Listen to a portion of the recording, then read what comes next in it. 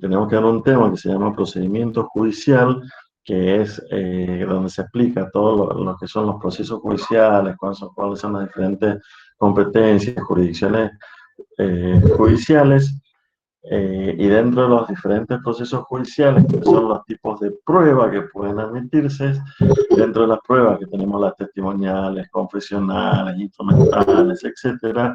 Una de las pruebas es la prueba pericial.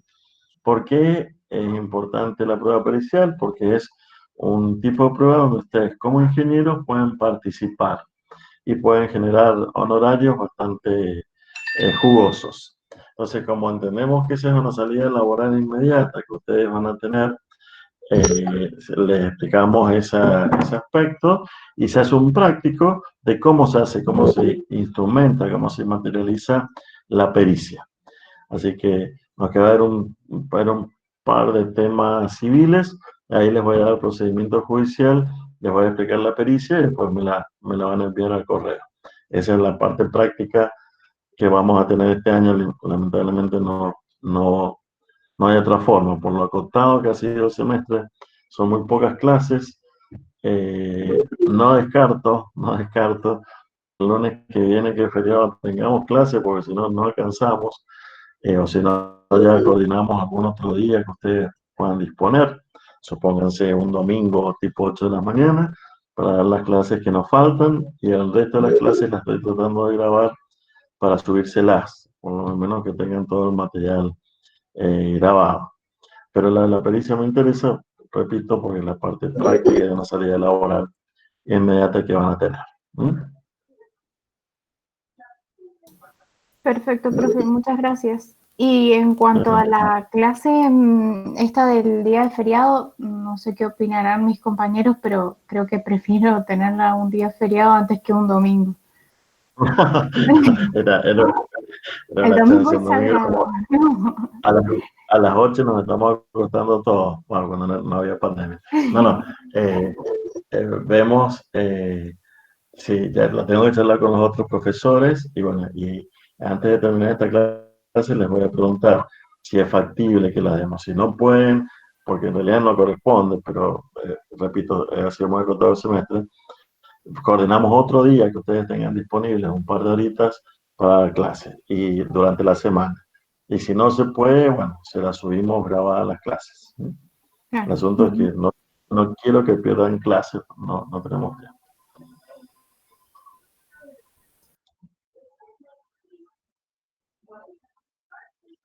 Bien, admitimos a don Pablo Díaz y vamos a empezar.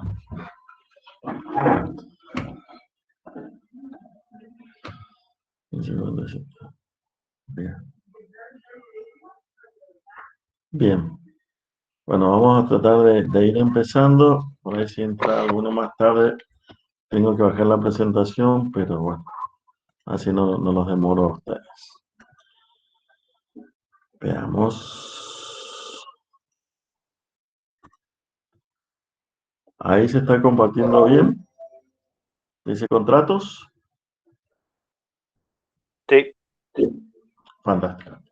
Que lacónico fuese así, qué duro que fue. Sí, se ve, por lo menos.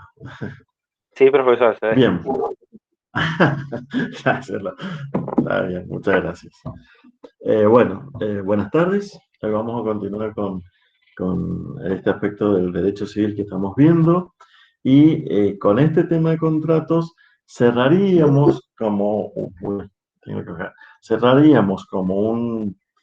un pedazo del derecho civil que está íntimamente vinculado, que sería todo el tema de hechos, actos jurídicos, obligaciones y contratos.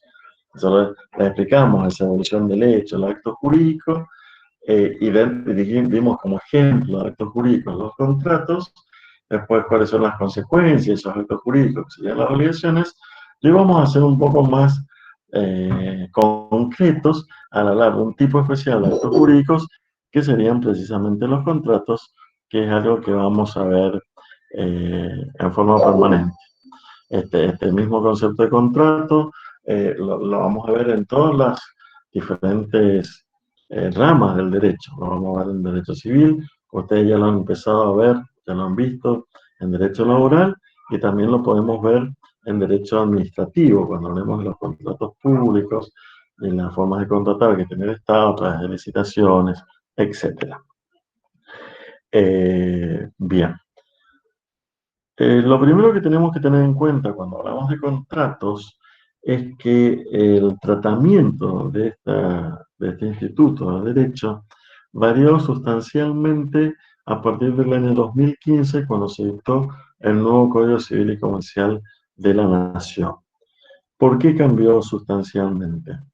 Porque hasta ese momento, en el antiguo Código Veneciano, se estudiaban por separado los contratos civiles de los contratos comerciales. Si bien la figura o el instituto del contrato era uno solo, uno mismo, se clasificaban según cuál fuera la finalidad del contrato, es decir, si buscaba obtener un beneficio económico o no, en civiles y comerciales. Y los contratos civiles eran estudiados por el Código Civil y los contratos comerciales por el Código de Comercio. Actualmente esta separación, esta distinción, desapareció totalmente. A eso aludo cuando hablo de la unificación. Actualmente se habla simplemente de contratos, y cuando hablo de contratos me estoy refiriendo tanto a los contratos comerciales como a los contratos civiles. Es decir, cualquier contrato que tenga un fin de lucro, que tenga una finalidad de enriquecimiento del patrimonio, o que no lo tenga. Tienen exactamente el mismo tratamiento. Realmente fue una solución pragmática, porque antiguamente se generaba la confusión y no existía una diferencia esencial que se justificara ese diferente tratamiento. La otra gran modificación del actual Código Civil y Comercial de la Nación y el Código Civil anterior es el concepto de los contratos. Y esto ya se los adelanté un poquito, porque dije que esta modificación del concepto de contratos es lo que permite en la actualidad que existan, por ejemplo, las sociedades unipersonales, que hasta el 2015 en nuestro país eran inviables. ¿Por qué? Porque antiguamente la definición de contrato decía que era un acuerdo de voluntades entre dos o más personas destinada a arreglar sus derechos. Entonces, necesitamos el consentimiento de dos o más personas, que se expresara, que se manifestara, que se exteriorizara, pero siempre hablamos de dos o más personas. No interesaba si eran personas jurídicas o si eran personas humanas, pero necesitábamos un mínimo de dos. Y actualmente eh, esto cambia, este nuevo artículo 957 del nuevo Código Civil, nos dice que habla no de personas, sino que habla de dos o más partes. Lo que cambia radicalmente, como les estaba diciendo, porque puede ser que una misma persona jurídica, por ejemplo, tenga dos o más intereses. Y cada uno de los intereses puede ser una parte. Entonces no necesito que haya dos o más personas, sino lo único que necesito es que hayan simplemente dos o más intereses para poder generar un contrato. Ustedes saben que en las sociedades, por ejemplo, son contratos. Las sociedades dan nacimiento a las personas jurídicas, entonces eso permite que existan las sociedades unipersonales. Pero fíjense, la definición anterior de contrato, que venía en el antiguo derecho romano, era muy sencilla.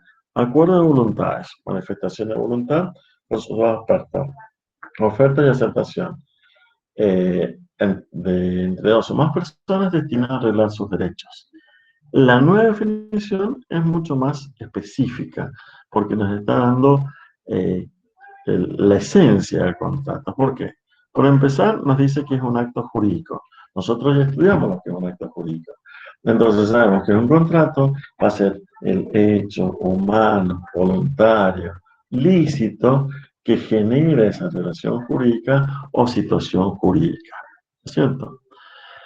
Y dice que mediante la cual dos o más partes, que es lo que acaba de explicar de los intereses, manifiestan su consentimiento. ¿El consentimiento qué es? Simplemente la expresión de voluntad, la manifestación de voluntad, la exteriorización de ese fuero interno para que otro lo conozca y pueda generar la relación jurídica.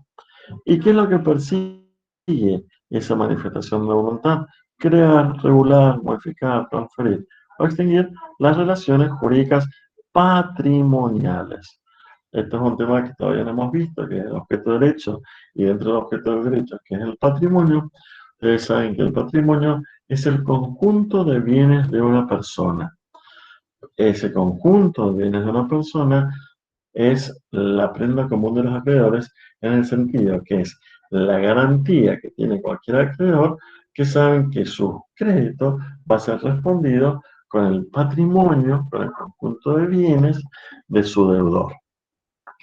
Pero lo que atiende que sean patrimoniales es que todos estos bienes, que ya vamos a ver que pueden ser cosas, refiriéndonos a objetos materiales, susceptibles de tener un valor económico, o bienes propiamente dichos, que son objetos inmateriales, incorpóreos, susceptibles de tener un valor económico, que realmente estén en el comercio, es decir, que puedan ser susceptibles de enajenación, que puedan ser objeto de una operación comercial.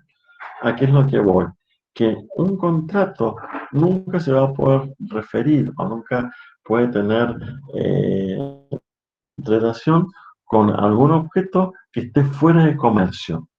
O sea, un acuerdo que busca regular entre las partes algo que esté fuera de comercio, que no tenga un contenido económico, que no tenga esta finalidad, no podría ser objeto de un contrato.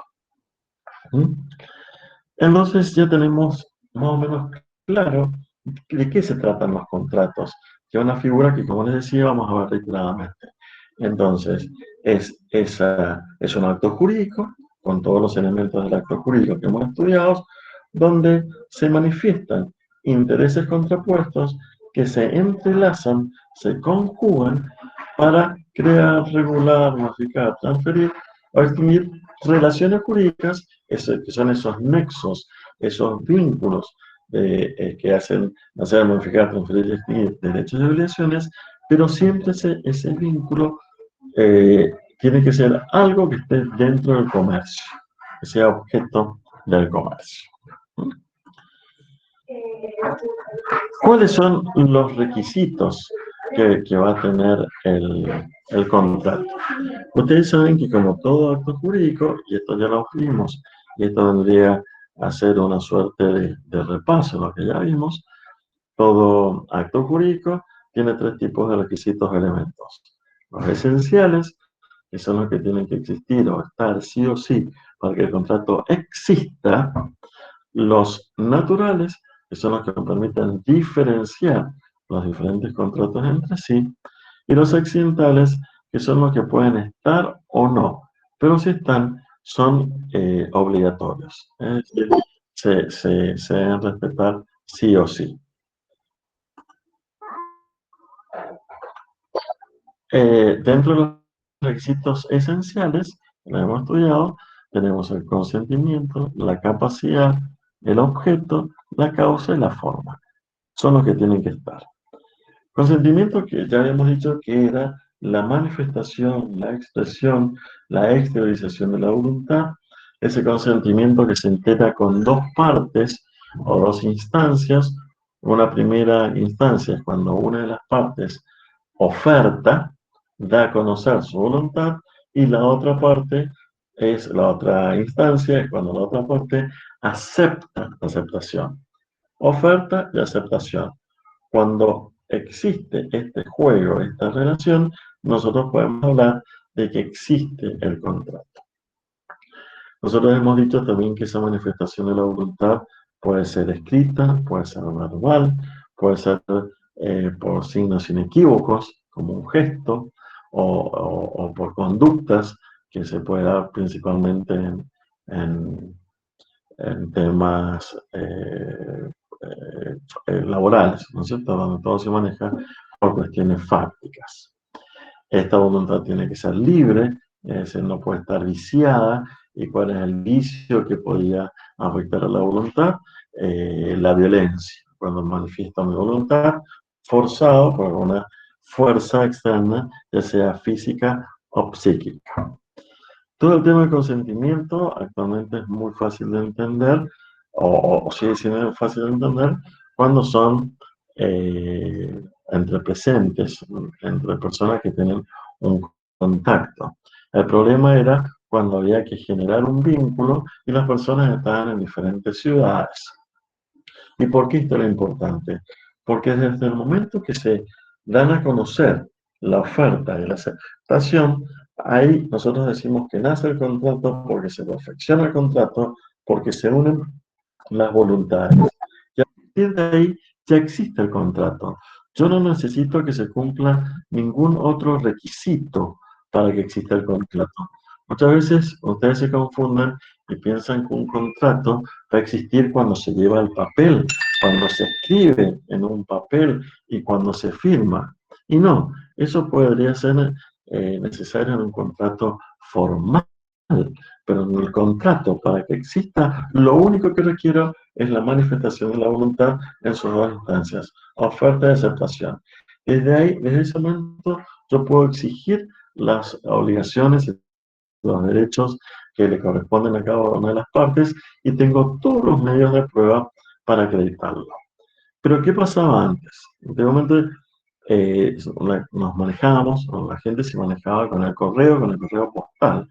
Ustedes ya han nacido en un mundo donde todo es inmediato, la virtualidad es inmediata, los mails son inmediatos, los WhatsApp son inmediatos, pero hasta hace muy poco tiempo se ponía en duda si un mail o un mensaje de WhatsApp podía ser utilizado como medio de prueba para acreditar la manifestación de voluntad de alguna persona.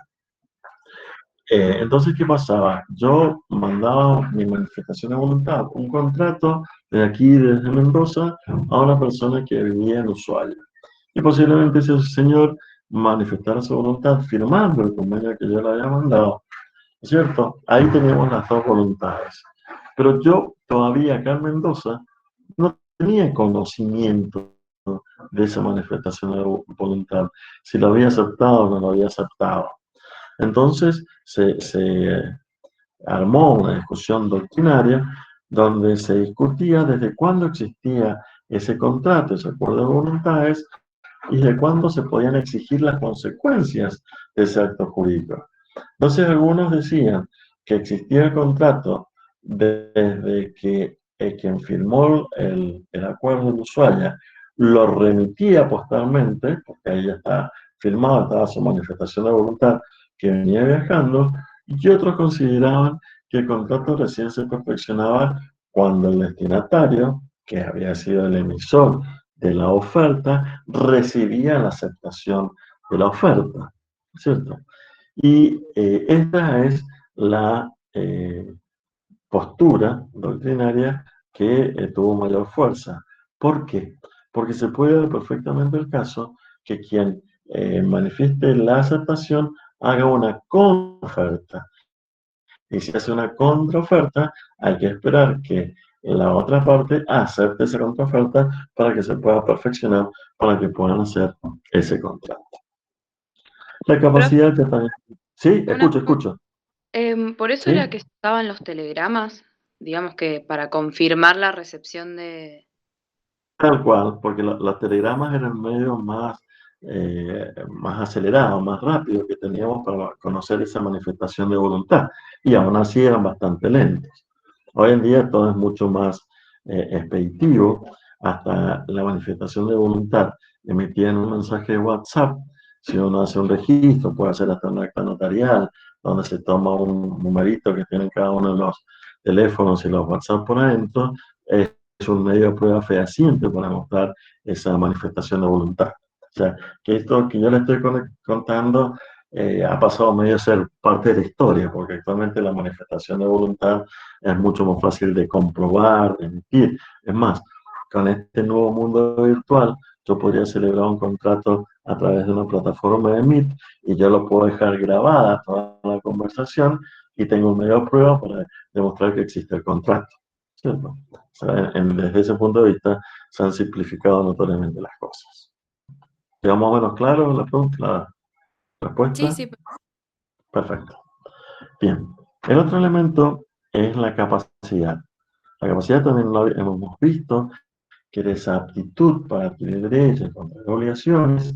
Hemos dicho que se divide en dos grandes grupos: la capacidad de derecho, que es la capacidad para ser titular de derechos y obligaciones, y la capacidad de ejercicio, que es la aptitud para poder llevar a la práctica, para ejercer por mí mismo, para materializar por mí mismo los derechos y obligaciones de los cuales soy titular, tengo sobre mi cabeza.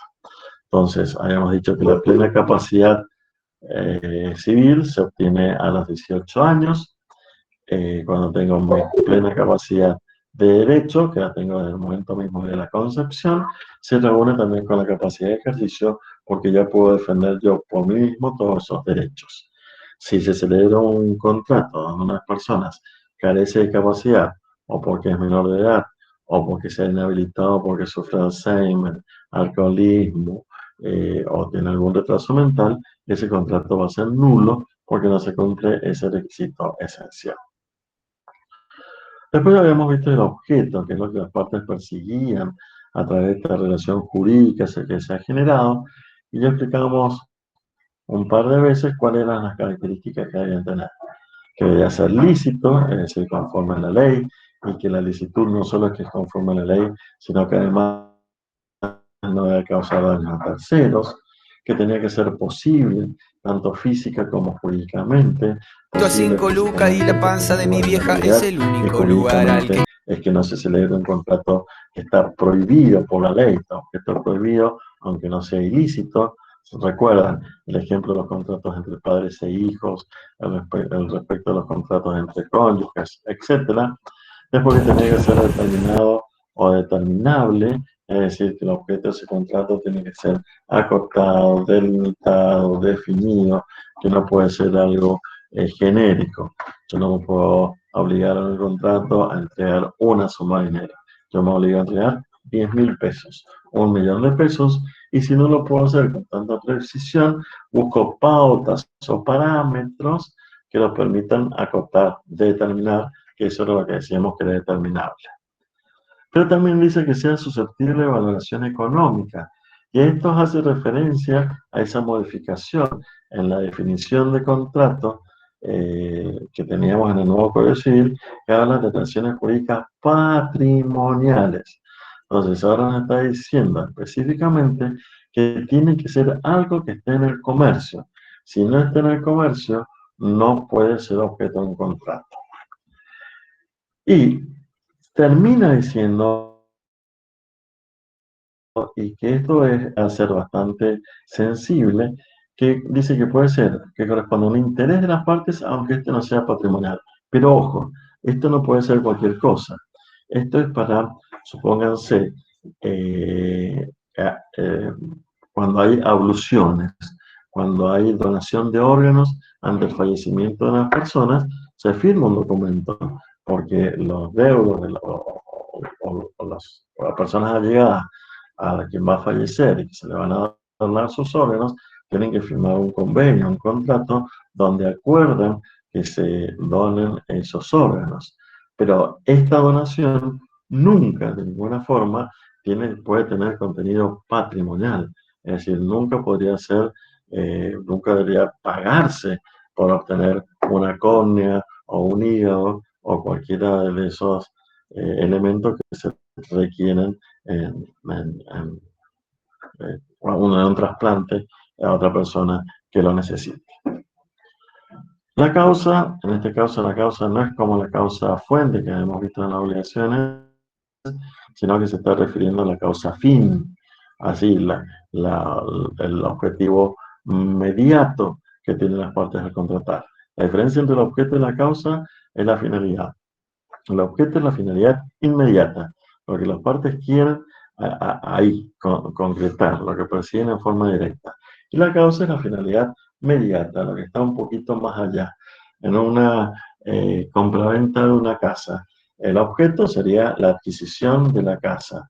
La causa sería, compro la casa para venderla, es decir, una diferencia, compro la casa para hacer un hostel y hacer mi negocio.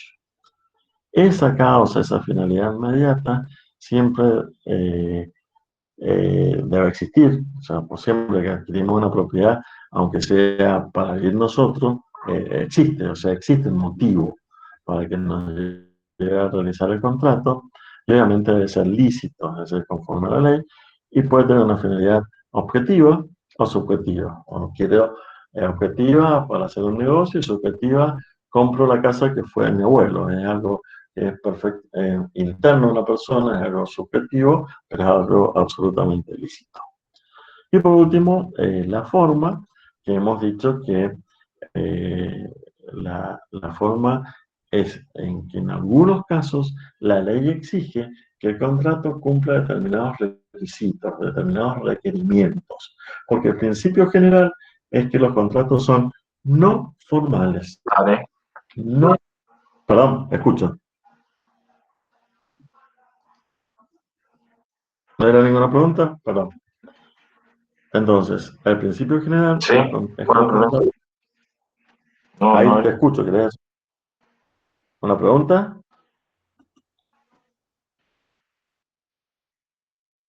¿No hay pregunta? Bien. Entonces, repito, entonces, los contratos, el principio general, es que debe ser no formal, no debe ajustarse absolutamente a ningún requisito. Y como les dije cuando hablamos de consentimiento, para que exista el contrato, lo único que yo requiero es las manifestaciones de voluntades, la oferta, la aceptación. No requiero otra cosa.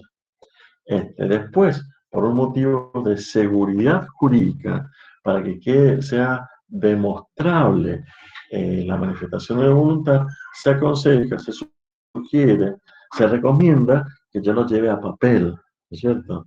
Y que escriba qué es lo que esas partes han acordado, cuáles son los derechos y obligaciones recíprocas, porque ante el incumplimiento de la otra parte, yo tengo un medio de acreditarlo. Sin embargo, hay algunos casos donde la ley misma no se exige que el contrato se ajuste a ciertos requisitos. Eso se refiere cuando hablamos de la forma. Ya les conté que las formalidades pueden ser requisitos formales solemnes o ad solemnitatis y no solemnes o ad proactionem. Los requisitos formales solemnes son cuando se deben cumplir los requisitos sí o sí para que el contrato exista.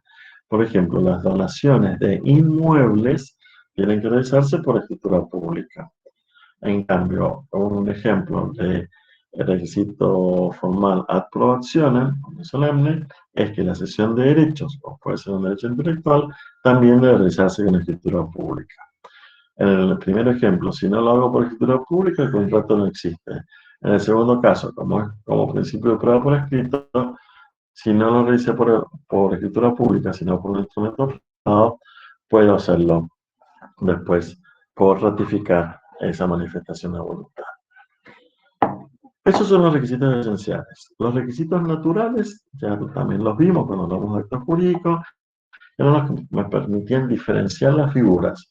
Entonces, por ejemplo, una compraventa es la transferencia del dominio de una cosa por una suma de dinero, que permite diferenciarla de la permuta, que es la transferencia de una cosa por otra cosa, no por dinero, y me permite diferenciarla de la donación, que es la transferencia del dominio de una cosa por nada, que es en forma gratuita.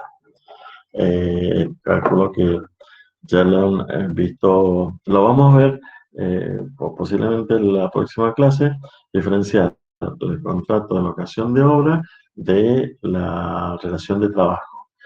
En la relación de trabajo tenemos un requisito natural fundamental, que es la subordinación, esa relación de dependencia que existe entre empleador y empleador, que cosa que no existe en la locación de obra o en la locación de servicios. En el primero, en la relación laboral, la relación de dependencia implica que hay alguien que da las órdenes y que tiene poder sancionatorio, disciplinario, y nos dice dónde, cuándo y cómo se debe realizar el trabajo. En la locación de cosas, en la locación de servicios, nadie nos puede decir dónde realizar el trabajo, ni el cómo, ni el cuándo. Y los requisitos occidentales, que también hemos visto, aquellos que pueden estar o no, recuerden que eran tres: la subordinación, perdón, la condición, el cargo y el plazo. La condición, o también llamada modo, es subordinar los efectos del contrato a un hecho futuro e incierto, que por ejemplo un contrato condicionado al contrato de seguro, porque las obligaciones de la compañía de seguros están subordinadas, condicionadas a que se produzca el siniestro. Esa condición se llama condición suspensoria, porque se frenan, se suspenden, se paralizan, se pausan las obligaciones de la compañía de seguro hasta tanto se produzca el siniestro. Y la condición también puede ser resolutiva, es decir, que se va produciendo el efecto del contrato hasta el momento que se produce ese hecho futuro e incierto, como en la renta vitalicia, donde se pacta que va a pasar una mensualidad hasta el momento de la muerte. La muerte es en el futuro, es incierto, porque no sabemos cuándo se va a producir. Entonces, al momento que se produce, se deja de pagar las mensualidades. El plazo es supeditar los efectos del contrato en hecho futuro, pero cierto, tan cierto como que el tiempo no se puede detener. Por ejemplo, cuando ustedes establecen un contrato de alquiler, que van a pagar el alquiler del 1 al 10 de cada mes. Y cargo, que era esa obligación accesoria que yo podía poner, sobre todo en los contratos que consisten en liberalidades, los contratos gratuitos como la donación o el comodato, que si no se cumplen pueden echar por tierra el contrato, puede dejarse sin efecto, puede resolverse ese contrato. Bien, ¿cuáles son los caracteres o los principios generales que van a regular toda la figura de los contratos? En principio existe la denominada libertad de contratación o también denominada autonomía de la voluntad. ¿Qué es esto? Que cualquier persona puede celebrar cualquier contrato que quiera, cualquier acuerdo de voluntad o acuerdo de intereses entre las partes, siempre y cuando no esté expresamente prohibido. O siempre, obviamente, que cumpla los requisitos del objeto de los contratos, que sea lícito, posible, física y jurídicamente, determinado, etc. Pero se pueden inventar contratos.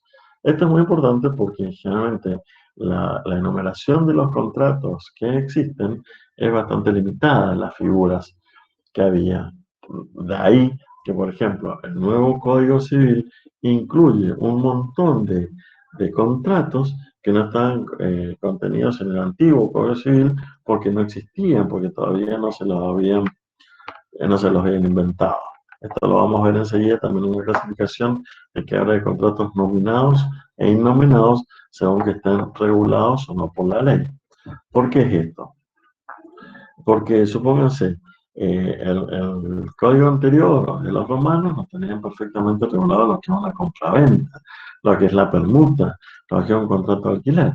Pero, por ejemplo, en un código de 1869 no tenía previsto un contrato de excursión turística o un contrato para hacer un viaje de egresados.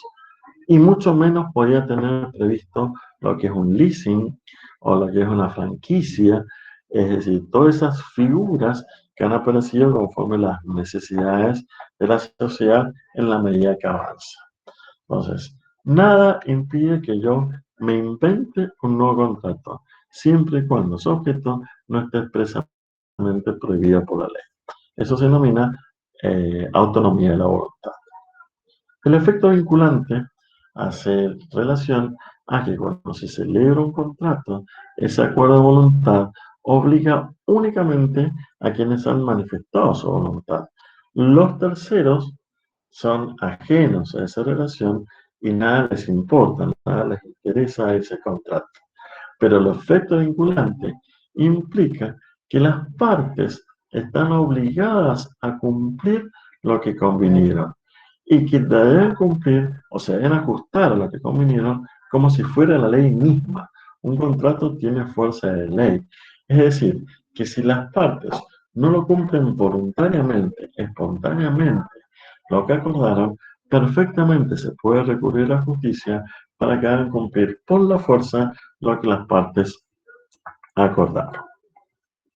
Pero bien aquí surge en relación a este efecto vinculante, un gran principio que da una idea, un concepto totalmente diferente al antiguo Código Civil, que habla de, a los fines de lograr la seguridad jurídica, a los jueces se los faculta intervenir. Bueno, se lo voy a tratar de explicar de otra forma. Antiguamente, como decíamos, que los contratos o las partes se deben someter a los contratos por la ley misma, un juez no podía interferir, no podía intervenir en un contrato. Inclusive cuando había contratos llamados leoninos, que lo vimos la clase pasada cuando hablamos de lesión, y donde las prestaciones no son equivalentes, donde las prestaciones no son equiparables, donde no hay una justa composición de intereses, si las partes lo habían acordado así, por el principio de la autonomía de la voluntad y la libertad de contratación, el juez nada podía decir. Por más que el juez advirtiera que ese contrato era injusto, porque las prestaciones son desiguales, nada podía hacerlo. Pero actualmente, como se incluye en el contrato el concepto de lesión, es decir, cuando se afecta los intereses de una de las partes, aprovechándose de su inexperiencia, necesidad, etc., actualmente se le permite la intervención al juez buscando lograr ese equilibrio que tiene que haber en las prestaciones. Y todo esto hacia la seguridad jurídica, y para eso están los jueces, para que uno tenga la tranquilidad que pueda haber un control por parte de la justicia que busca que las prestaciones sean recíprocas. El otro gran principio, y este sí lo heredamos de los romanos, es que los contratos deben celebrarse, ejecutarse e interpretarse de buena fe y de acuerdo a lo que verosímilmente las partes entendieron o pudieron entender. Siempre en toda relación contractual debe haber buena fe. No se puede buscar una interpretación rebuscada, una interpretación pervertida. Es lo que la lógica, lo que una persona de bien, lo que el común de la gente puede interpretar en una relación jurídica, para lo cual se tiene obviamente muy en cuenta todos los que son los usos y costumbres en un lugar determinado. Entonces, la buena fe, la bona fide de los romanos es el actuar conforme, el actuar decentemente. Acuérdense que en Roma estaba el pater familia, ese señor que tenía toda su familia propia, su familia de sangre, pero también tenía a los agnados, a los cognados, que era gente en la cual se criaba, que estaba reunida en el entorno familiar, los esclavos, etc. Y esa persona debía tener un trato ecuánime, un trato justo, como un verdadero padre, y un padre debe actuar con ecuanimidad con todos sus hijos, con respecto a todas las personas que deben actuar. Y siempre debería buscarle la parte buena a las relaciones. Eso es el principio de buena fe. Y siempre se debe actuar de buena fe. Bien. Y esas normas es lo que las hacen obligatorias. Por eso el carácter de las normas es que lo pactado por las partes es obligación para las partes. Aquí, como son obligatorias lo que las partes pactaron, hay que tener en cuenta una figura que se llama el pacto comisorio. El pacto comisorio implica la posibilidad de resolver, es decir, de dejar sin efecto, de dar por finalizado, de dar por terminado, de dar por culminado un contrato. Puede ser que hay dos tipos de pacto comisorio: el pacto comisorio expreso y el pacto comisorio implícito. El pacto comisorio expreso es cuando las partes, cuando acuerdan ese contrato, cuando lo charlan, cuando lo perfeccionan, puede ser que establezcan una causal expresa determinada, que está manifestada, por la cual se puede dar por finalizado el contrato o se va a resolver el contrato. ¿No es cierto? Si no me entrega en el lapso de 10 días el mono que le compré, queda resuelto el contrato, y no me va a poder exigir ninguna contraprestación a cambio. Y las partes no van a tener nada más que discutir, nada más que charlar, porque simplemente se ha cumplido la condición, el elemento que daba por finalizado el contrato, ¿no es cierto? Pero muchas veces las partes no expresan cuáles son los motivos de finalización del contrato. Entonces es cuando tenemos el pacto comisorio implícito, es decir, que está integrado en el propio convenio, es decir, que surge del incumplimiento de las partes. Entonces, cuando hay las partes no lo han convenido expresamente con el motivo de la resolución del contrato, lo único que tendrá que hacer es notificar a la otra por un medio fehaciente, es decir, por un medio comprobable, que puede ser carta de documento, telegrama condicionado o con la participación de un escribano, para darle a la otra parte la posibilidad de cumplir en media forma. Y si le da un plazo perentorio. Si usted no me entrega el auto que le compré en el plazo de 10 días, dejo sin efecto el contrato, ¿no es cierto? Y me tiene que devolver todo lo que pague, ¿no es cierto? Entonces, eso quizás no está establecido en el contrato, pero deviene, surge de lo pactado en el contrato. Lo único que tengo que hacer es notificar a la otra parte para darle la oportunidad de cumplir con sus obligaciones. Bien. Los contratos tienen una clasificación más extensa, yo se la he limitado a lo mínimo indispensable. Los contratos se pueden clasificar en unilaterales o bilaterales, onerosos y gratuitos, conmutativos o aleatorios, formales y no formales, nominados e innominados. Los contratos son unilaterales cuando las obligaciones que surgen del mismo recaen sobre una sola de las partes y serán bilaterales cuando las obligaciones recaen sobre las dos partes que celebraron el contrato. Un ejemplo de contrato unilateral sería la donación o el comodato. La donación es un contrato donde una parte se obliga a transferir el dominio de una cosa a cambio de nada. No hay contraprestación, ¿no es cierto? Bilaterales sería la compraventa, donde una de las partes se obliga a transferir el dominio de una cosa a cambio de una suma de dinero. Los contratos son onerosos cuando persiguen obtener un beneficio, cuando persiguen obtener una ventaja, y gratuitos cuando no. Un ejemplo de contrato oneroso sería la compraventa, un ejemplo de contrato gratuito sería la donación. Entonces, por ejemplo, como vamos dando los ejemplos hasta ahora, yo puedo ir clasificando la donación hasta ahora como un contrato unilateral y gratuito, y la compraventa como un contrato bilateral y oneroso. Recaen obligaciones sobre las dos partes y una de las partes o las dos partes persiguen obtener una ventaja o un beneficio. Después tenemos los contratos conmutativos, también llamados enigmáticos, y los aleatorios. Los contratos conmutativos son aquellos donde las obligaciones de cada una de las partes están perfectamente determinadas desde el momento de la celebración del contrato. La compraventa, la donación, el mandato, el leasing, etc. En cambio, los contratos aleatorios son los que dependen del alias, del azar, ¿cierto? Son precisamente los contratos condicionados, como vimos recién. Dijimos que el contrato de seguro es un contrato aleatorio porque tiene una condición suspensiva.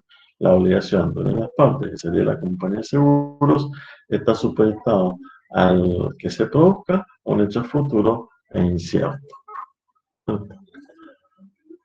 Después tenemos los contratos formales o no formales. Ya explicamos que los formales son aquellos que para existir se deben cumplir ciertas formalidades determinadas por ley, ciertos requisitos, ciertas exigencias determinadas por ley, y los no formales es cuando no se tienen que ajustar a ninguno de estos requisitos.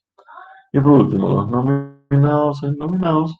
Nominados son todos los contratos que están regulados, que están contenidos, que están definidos por alguna ley. Por ejemplo, compra-venta, donación, permuta, leasing, franquicia, mandato, cesión de derechos. Todos esos son contratos nominados porque están contenidos, regulados, definidos en el Código Civil y Comercial de la Nación. El contrato de trabajo es un contrato nominado porque está contenido en la ley de contrato de trabajo.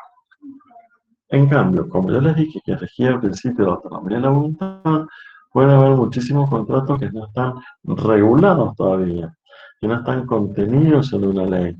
Entonces, esos contratos se denominan innominados, es decir, porque todavía no están regulados por una ley específica.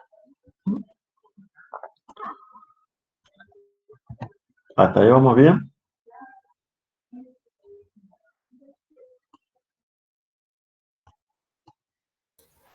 Sí, Sí, doctor. ¿Veamos bien? Bien. Bien. Hasta ahora entonces hemos visto contratos en general. Vamos a ver rápidamente un tema que se vincula íntimamente a estos contratos, que son los contratos de obras y servicios, que son los tipos de contratos que pueden llegar a tocarles a ustedes, por los cuales nos pueden llegar a contratar cuando se reciban de ingenieros. Fíjense, la definición es muy clara para entender la figura. Dice que hay contratos de obra o de servicios cuando una persona, que puede ser tanto física como humana como jurídica, ya sea contratista o prestador de servicios, actuando en forma independiente, y esto lo realizan con el único objeto de diferenciar el contrato de obra y servicios de la relación laboral, de la relación de trabajo. Por eso habla de actuando en forma independiente, porque quieren que no haya relación de dependencia. Se obliga a favor de otra, que se denomina comitente, en el caso de la locación de obra o de servicios, a realizar una obra material o intelectual o a proveer un servicio mediante una retribución. Vamos a los hechos, traduzcamos esta definición. Entonces, es un contrato de servicios, es decir, que hay un acuerdo, voluntad, un nexo que se genera entre las partes, donde una parte va a contratar a la otra y la puede contratar o para que realice una obra material, como puede ser una construcción, la construcción de la casa, o para que lo asesore, como lo aconseje cómo realizar una casa. Cuando ejecuta la obra, realiza el hecho concreto, materializa la obra, va a ser un contrato de obra. Cuando lo único que se da es un asesoramiento, una dirección de cómo debería realizarse la obra, vamos a tener una locación de servicios, ¿cierto? No es lo mismo, por ejemplo, que yo contrate a una empresa constructora para que me haga una casa, que lo contrato a un ingeniero o contrato a un arquitecto, a que cuando se va a un estudio jurídico donde se pide un asesoramiento de cómo actuar para divorciarse, ¿no es cierto? El primero sería una locación de obra, el segundo sería una locación de servicios. Cualquiera sea el caso, siempre se tiene que hacer a cambio de una retribución, de una contraprestación económica que debe ser equiparable, equivalente al trabajo que implica la obra o el asesoramiento. Pero siempre se va a actuar independientemente. Es decir, cuando hay una locación de obras o servicios, el comitente, es decir, quien encarga la obra, quien encarga el servicio, no me puede decir ni el dónde, ni el cuándo, ni el cómo. Si yo quiero hacer la obra de noche, haciéndola vertical, lo puedo hacer. En cambio, en una relación laboral, nunca podría darse este tipo de vínculo. El patrón de la obra en la relación laboral va a decir el dónde, el cuándo y el cómo. Entonces, ¿cómo diferenciamos los tres contratos entre sí, los que tienen esa vinculación tan inmediata?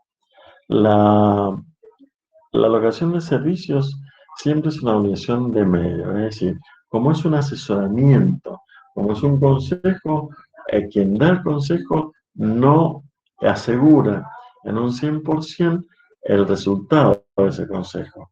Es decir, lo guía, pero no asegura que el consejo, no se responsabiliza por las consecuencias de ese consejo.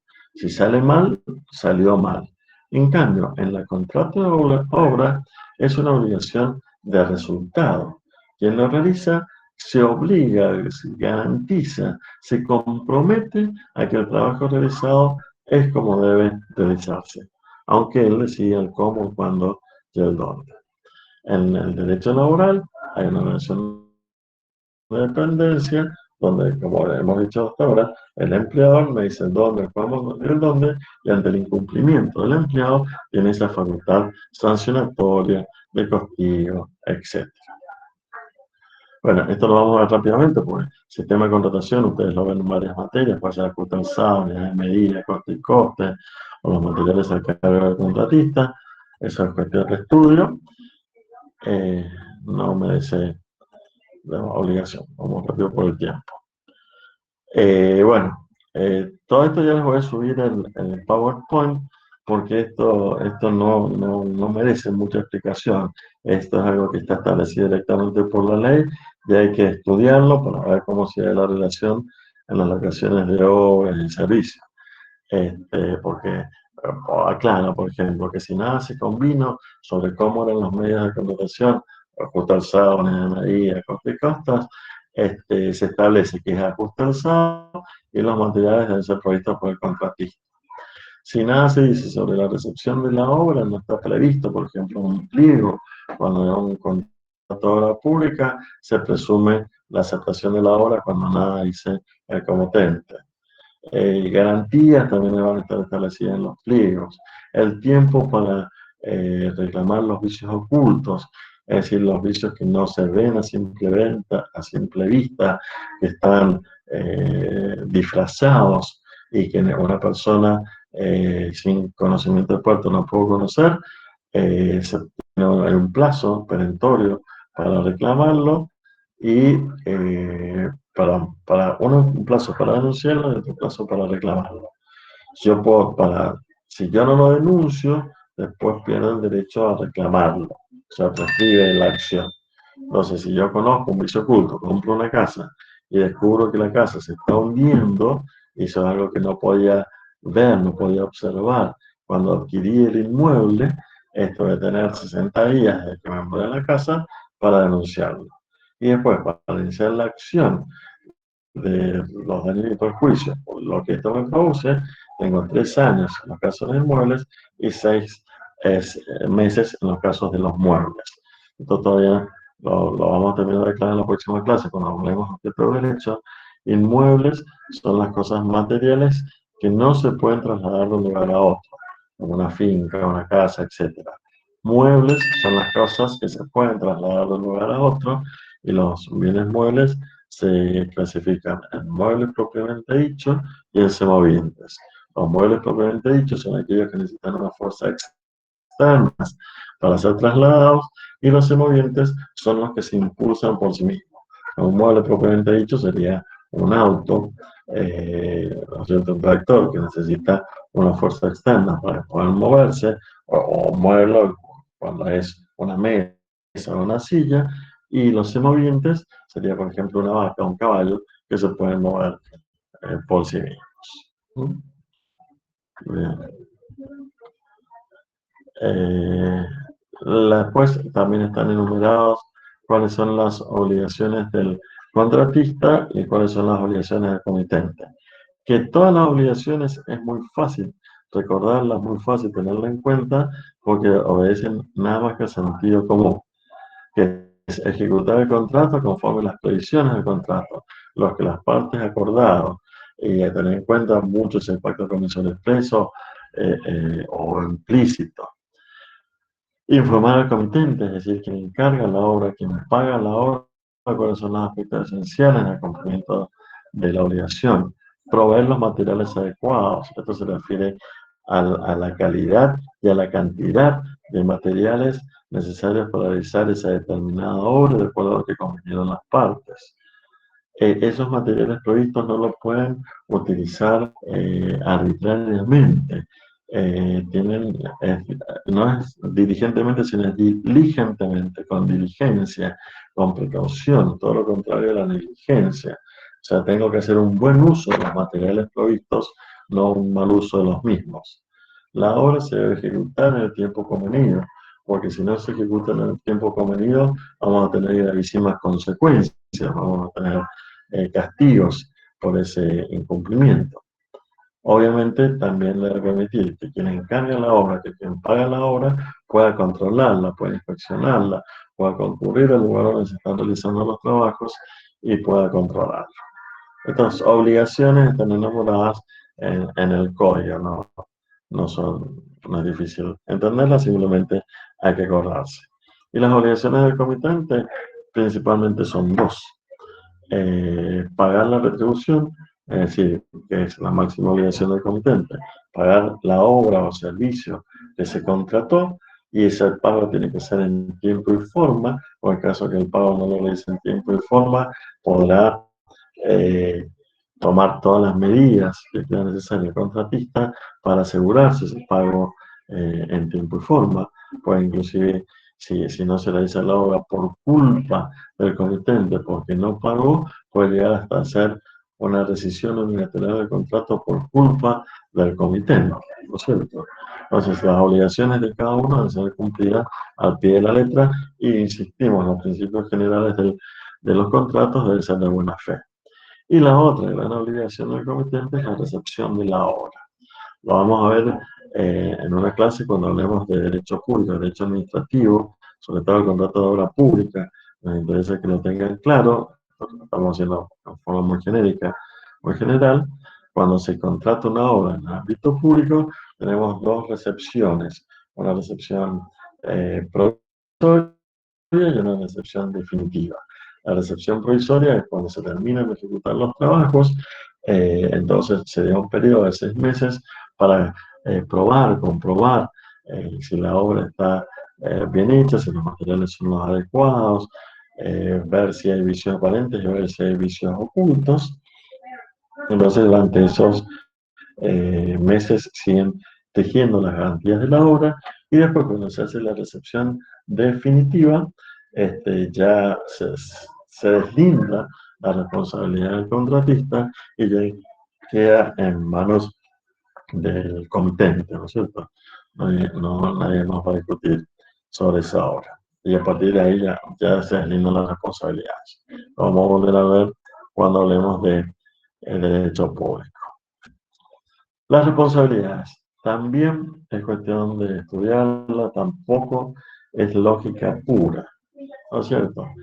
Simplemente se dan algunos casos que se pueden dar puntualmente previstos por el código.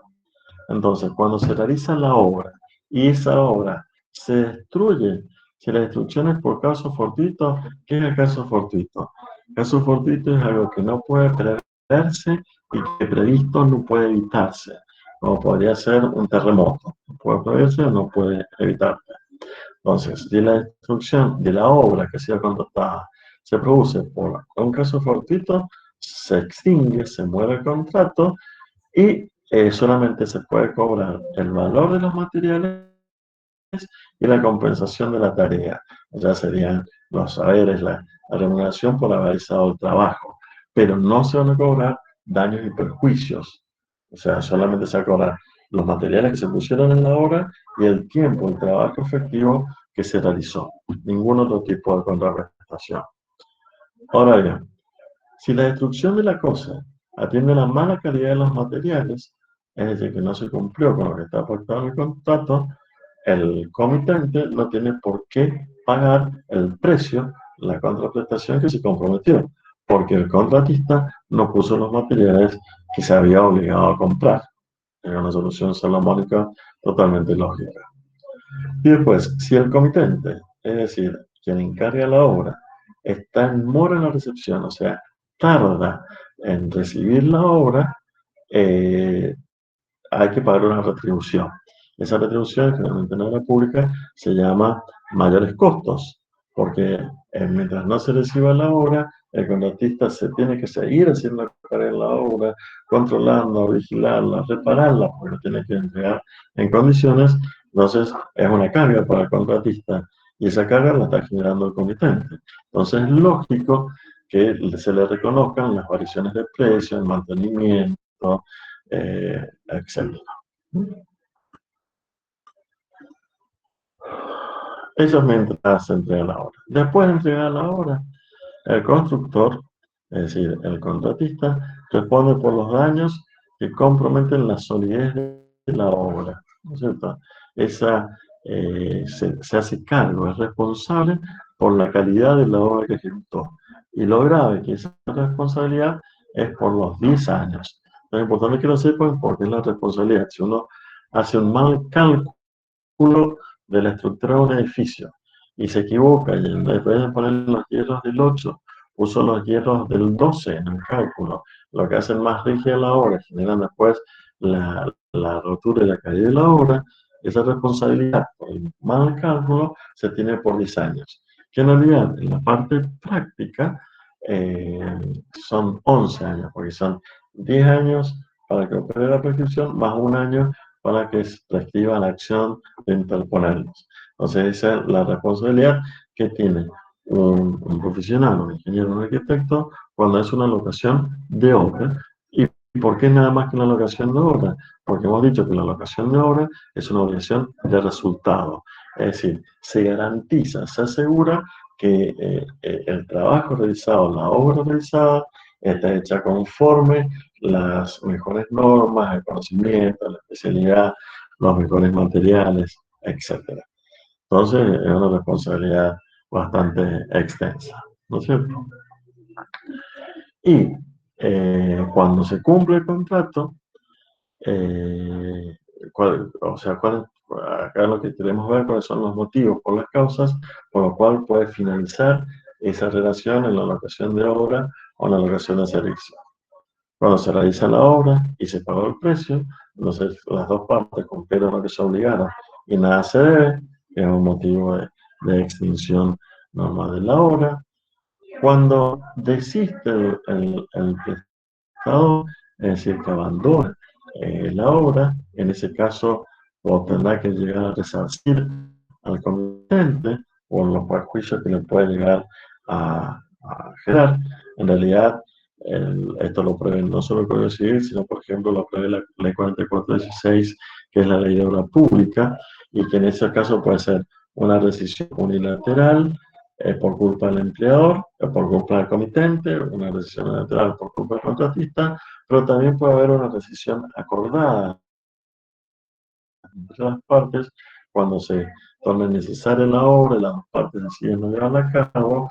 Pueden acordar que se dé por extendido el contrato sin ninguna consecuencia gravosa para ninguna de las dos partes. Pero si es una decisión unilateral, siempre la otra parte va a tener que resarcir los daños, los perjuicios que ocasiona esa finalización del contrato fuera de lo acordado primitivamente. A veces hay imposibilidad de terminar la obra, que sería algo similar al caso fortuito fuerza mayor, algo que no puede preverse o que el proyecto no puede darse. Ahí, para no responder por los posibles daños que pueda tener alguna de las otras partes, habrá que demostrar simplemente que se actuó diligentemente, que se tomaron todos los recaudos que la conducta exigía. Después tenemos otro caso que se dan muy pocas oportunidades, que es la muerte del comitente cuando era imposible la ejecución de la obra. Esto es bastante difícil, porque el comitente, que es quien encarga la obra, puede ser una persona jurídica, las personas jurídicas no se mueren, y si es una persona humana, una persona física, esa persona física va a tener deudas, va a tener hijos o cónyuges o padres que hereden su patrimonio, y al heredar y recibir su patrimonio también heredan sus derechos y obligaciones. Entonces, es muy, pero muy raro que se pueda dar la extinción de una obra porque se haya muerto quien contrató la obra, ¿cierto? Se tendrán que hacer cargo sus herederos, ¿cierto? Y por muerte del contratista, esto sí es más factible, porque muchas veces se contrata para ejecutar en la obra a personas por sus calidades personales. Son los que se denominan los contratos intuito personae. Es decir, tengo especialmente en miras los conocimientos, las capacidades, las habilidades de esta persona. Por ejemplo, si yo contrato un pintor de cuadros, ¿no es cierto?, para que realice un retrato y se muere, nadie lo va a poder suplantar. Entonces ahí se va a extinguir el contrato sin ninguna consecuencia gravosa para ninguna de las partes, porque la muerte no es querida y porque nadie va a poder realizar el trabajo como lo realizó esa persona.